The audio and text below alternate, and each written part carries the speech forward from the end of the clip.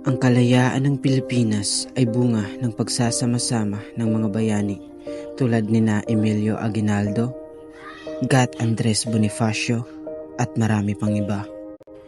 Ngunit sino nga ba ang nagsilbing sentro ng pakikibaka na nag-udyok sa rebolusyon? Sa dokumentaryong ito, maglakbay tayo sa buhay ng ating pambansang bayani. Tutuklasin ang mga pangyayari at mga ideal na humubog sa kanyang kapalaran.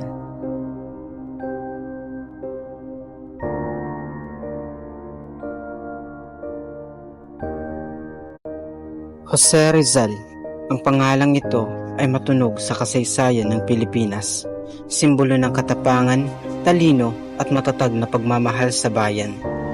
Pero sino nga ba ang tao sa likod ng storya? Si Jose Rizal ay pinanganak sa isang kilalang pamilya sa Calamba, Laguna.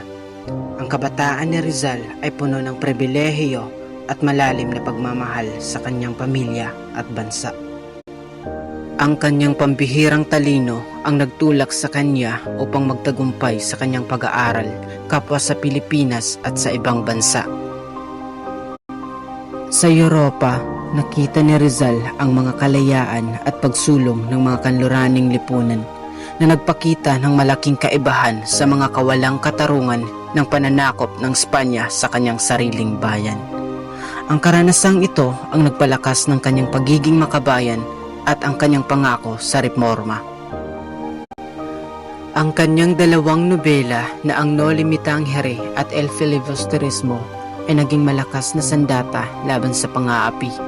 Sa pamamagitan ng nakakaingganyong kwento, inilantad ni Rizal ang mga pang-aabuso ng kolonyal na sistema na nag-apoy ng pag-aalsa laban sa kawalang katarungan. Sa kabila ng pagkakatapon at pang-uusig, nanatiling matatag sa Rizal sa kanyang mga paniniwala. Kahit sa dapitan, ipinagpatuloy niya ang kanyang trabaho bilang doktor at guro na nagpapakita ng kanyang dedikasyon para sa kagalingan ng kanyang mga kapwa Pilipino. Ang kanyang matatag na pangako sa reforma ay nagresulta ng kanyang hindi patas na pagpatay noong taong 1876.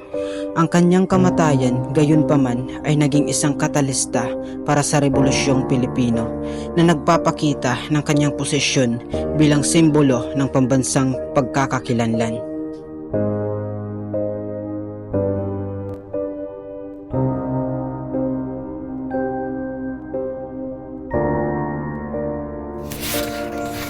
Mula sa kanyang mga sulutin hanggang sa kanyang martir na kamatayan, ang buhay ni Jose Rizal ay isang patuloy na kwento.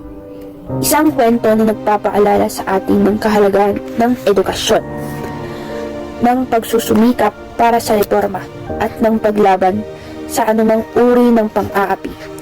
Sa gitna ng mga pagbabago at hamon ng ating panahon, ang kanyang mga aral ay nanatiling may kaugnayan at nagsisilbing gabay sa ating paglalakbay tungo sa isang mas magandang kinabukasan para sa Pilipinas.